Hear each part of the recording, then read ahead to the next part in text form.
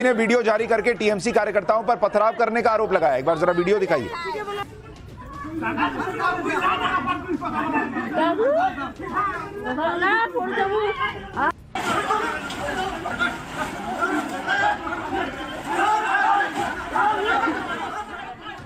BJP का आरोप है कि पथराव में बीजेपी बूथ प्रेसिडेंट घायल हो गए।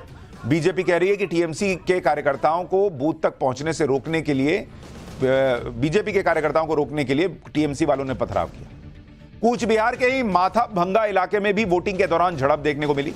यहां टीएमसी और बीजेपी कार्यकर्ता आपस में भिड़े। दोनों दलों ने एक दूसरे पर मारपीट का आरोप लगाया है।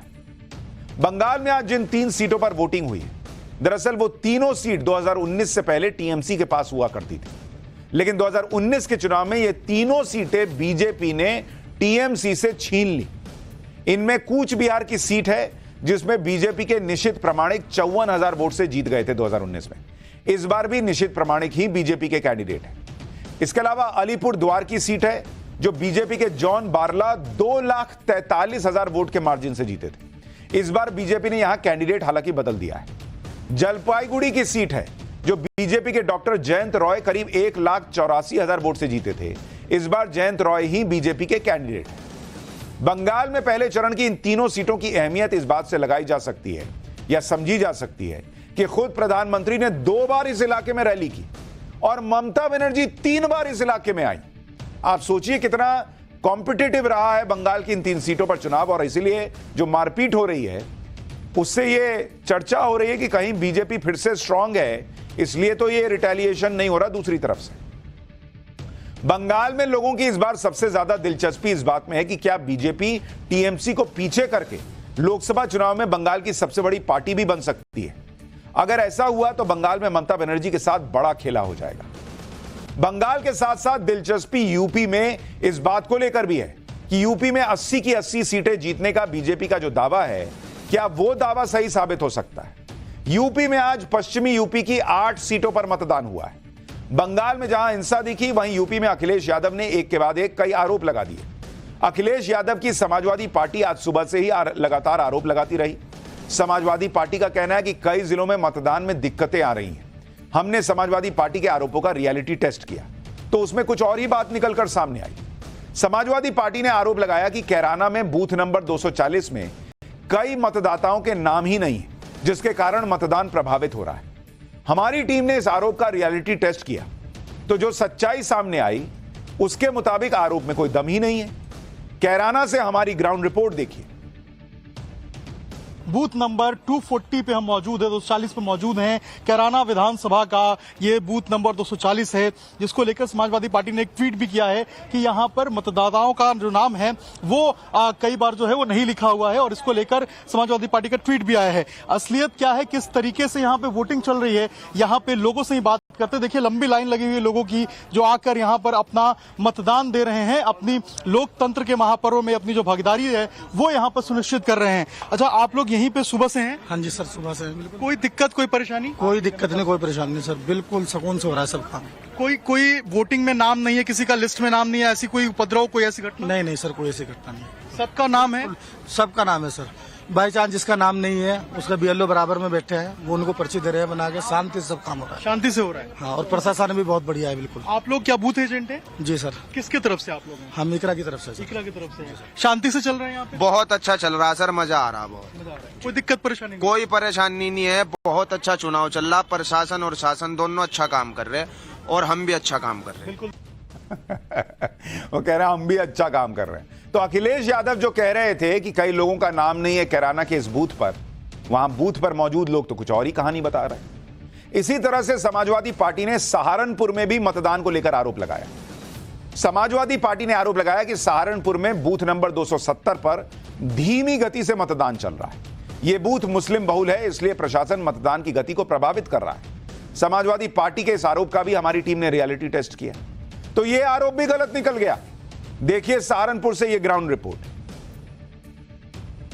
समाजवादी पार्टी ने दरअसल ट्वीट किया और कहा कि सहारनपुर नगर में बूथ संख्या 270 पर धीमी गति से मतदान चल रहा है और बूथ के मुस्लिम बाहुल्य होने के कारण यहां पर मतदान को प्रभावित किया जा रहा है, चुनाव आयोग संज्ञान ले।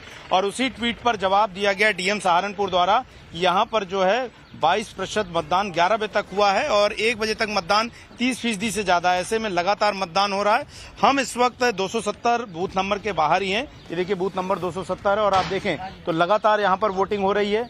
पुलिस प्रशासन भी लगातार निगरानी रखे हुआ है कि जो वोटिंग है वो सुचारू रूप से होती रहे। और ऐसे में अभी हमने जो सेक्टर मजिस्ट्रेट हैं उनसे भी बात की और उन्होंने भी ये कहा कि इस तरह की कोई भी जो बाधा है या किसी भी तरह की रुकावट जो है वो फिलहाल यहाँ पर देखने को नहीं आई है। तो कुल मिलाकर फिलहाल हमारी पड़ताल में यही सामने आया है कि समाजवादी पार्टी के ट्विटर हैंडल पर जिस तरह के आरोप लगाए जा रहे हैं वो दरअसल बेबुनियाद हैं और कहीं न कहीं प्रभावित करने की कोशिश है। और लगातार प्रशासन जो है इस मामले में किसी भी तरह की शिकायत होते ही मौके पर पहुंच रहा है। पुलिस प्रशासन की तरफ से कोशिश है कि निष्पक्ष चुनाव हो और पूरी तरह से निर्बाध तरीके से चुनाव हो। यानी अखिलेश यादव का एक और दावा गलत साबित हो गया। भाई अगर धीमी वोटिंग करवाई जा रही होती तो बहुत लंबी लाइन दिख रही होती। भाई आगे लाइन धीरे धीरे बढ़ेगी तो पीछे लाइन लंबी हो जाएगी। वहां तो आपको वैसी कोई लंबी लाइन भी नहीं दिखी। यानी अखिलेश यादव सुबह से दावे के दावे ठोक रहे थे और नवभारत पर वो सारे दावे हम आपको ग्राउंड रिपोर्ट दिखा रहे हैं कि गलत साबित हुए। इसी तरह से अखिलेश यादव ने आरोप लगा दिया कि कैराना के बूथ नंबर 172 में वोटर सूची से मतदाताओं के नाम गायब है। इस आरोप का भी हमने रियलिटी टेस्ट किया तो जानते क्या पता चला? पता यह चला कि समाजवादी पार्टी जिस बूथ नंबर 172 का जिक्र कर रही है उस नंबर का कोई बूथ ही नहीं है कैराना में। कैराना से यह ग्राउंड रिपोर्ट भी देखिए। सर ये जानकारी मिल रही है कि मसावी में 1500 लोगों का मतदाता सूची से नाम काट दिया गया है, लिस्ट में नाम नहीं है। ऐसी कोई जानकारी? पहली बात तो 500 तो वोटर किसी बूथ पे है ही नहीं। 4 बूथ यहाँ पर है, उसका नंबर 154, 155, 156, 157 है। यानी 172 बूथ संख्या यहाँ कोई है। बूथ संख्या यहाँ पर नहीं है। 4 बूथ है, चारों की वोटिंग इसी स्कूल में होता है। अच्छा, पूरे गांव में कितने मतदाता यहाँ होंगे? लगभग 4000 के आसपास। कोई ऐसा बूथ संख्या नहीं है जिस पर 1500 के करीब मतदाता? नहीं, कोई 1000 के राउंड में है सब जो है। 1025, 1026 इस तरह से है सब में। दूसरी बात है वोट काटने का मतलब है कि फॉर्म 7 भर जाता है, उसकी एक प्रोसेस होती है, उसमें एक अपेक्स करता डालता है जो वोट कटवाने वाला होता है। ऐसे वोट अपना नहीं कटती हुई, वोट काटनी पड़ती है तो परिवार की सहमति से वोट कटती है। यानी अखिलेश यादव दिन भर जो दावे कर रहे थे सब हमारी ग्राउंड रिपोर्ट में गलत साबित हुए। इसीलिए अब लोग ये भी सोचेंगे कि जो उन्होंने दावा किया कि ये तो चुनाव बीजेपी के हाथ से गया फर्स्ट फेज वाला, वो भी कितना सही है समझ ही जाएंगे लोग। इधर समाजवादी पार्टी के सारे आरोप बेदम निकले तो दूसरी तरफ मुरादाबाद में समाजवादी पार्टी का हंगामा भी देखने को मिला। मुरादाबाद में भी आज मतदान हुआ और यहां से समाजवादी पार्टी की कैंडिडेट रुचि वीरा और पुलिस के बीच जमकर हंगामा हो गया। रुचि वीरा ने आरोप लगाया कि पुलिस महिला मतदाताओं को धक्का दे रही थी। इसी को लेकर काफी देर तक हाई वोल्टेज हंगामा होता रहा। जरा देखिए वहां क्या हुआ।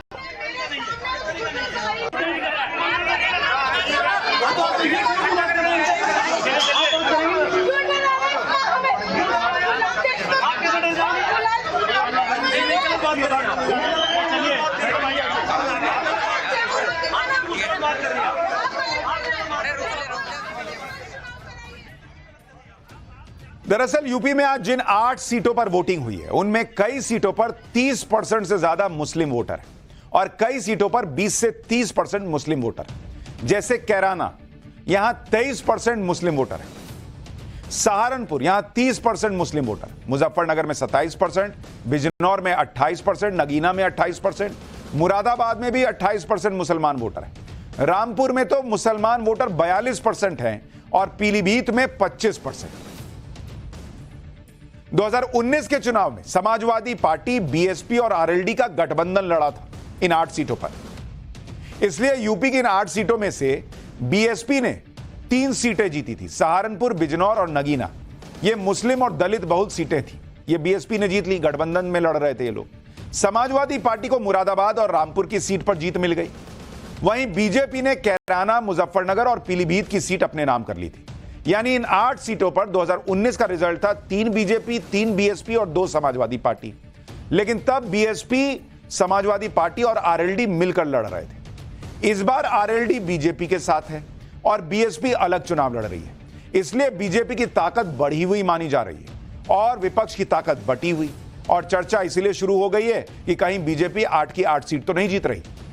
पहले चरण में पश्चिमी यूपी की सीटों पर मतदान हुआ है। पश्चिमी उत्तर प्रदेश में किसानों का प्रभाव है, लेकिन इस बार